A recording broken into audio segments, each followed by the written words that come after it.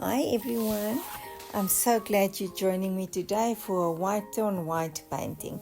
I want to show you my technique and it's very simple really. So you're painting grays, different shades of grey, and what I did is I used my primary colors, but I mixed the orange with the red and the yellow, which is cadmium red, and it was a dark cadmium yellow, and then some ultramarine blue. And when you mix it together, you get a grey, and then you play a little bit around there. So the basis is really always to get so if it's more blue, then you're going to add a little bit of orange, so you always add the complementary color.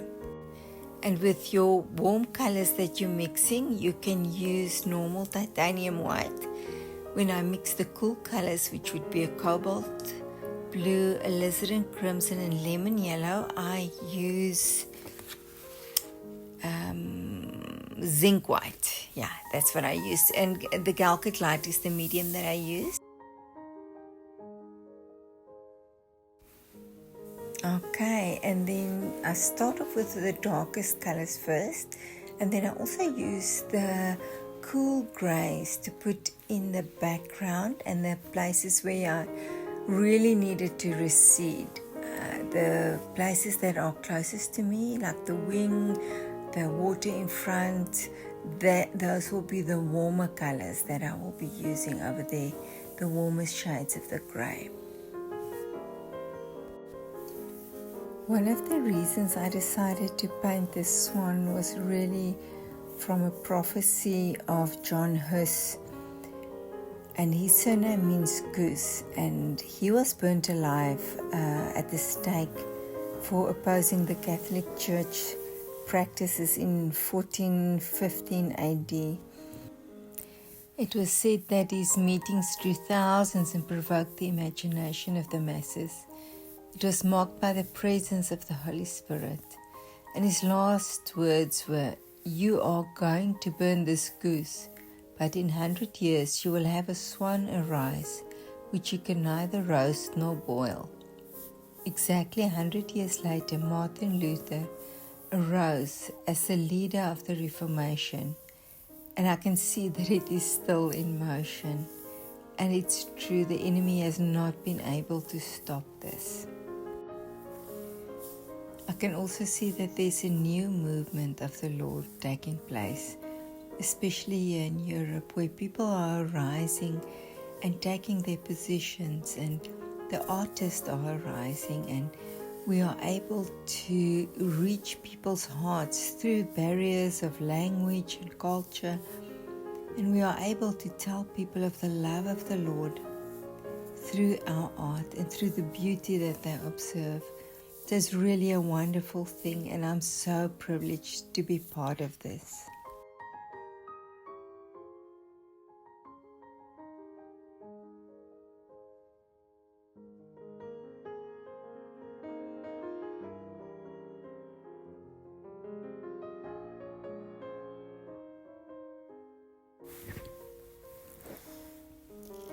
You will see I first put down the darkest colors, and then I go over that with the lighter over that to create the right effects there, and to create the softness of the feathers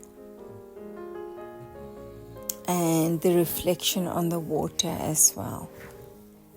So I put in the areas that is closest to the viewer, which would be the bottom, and the top of the canvas.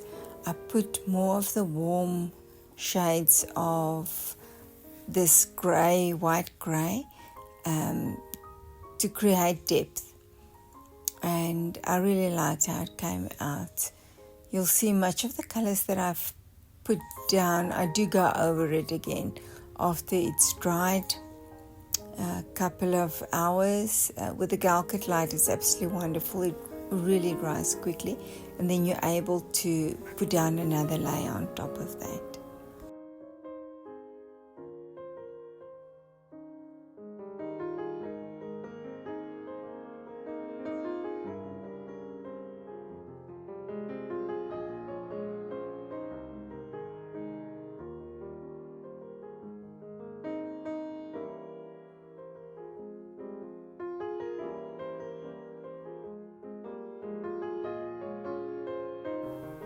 I really enjoyed doing this painting, and let me know if you also enjoyed this technique. It's really interesting, gives such a soft effect.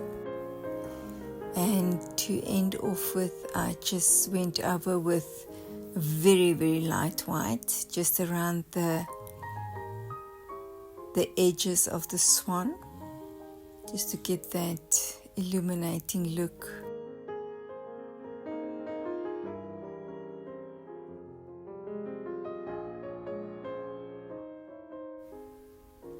You will also notice I use different brush strokes and different brush sizes. So the biggest would be at the top, and at the bottom of the painting I use my bigger brushes to give that effect of something that's closest, bigger, and that really helps with the perspective. And then in the middle I really use the smaller brush, and then on the feathers as well I use different sizes of brushes.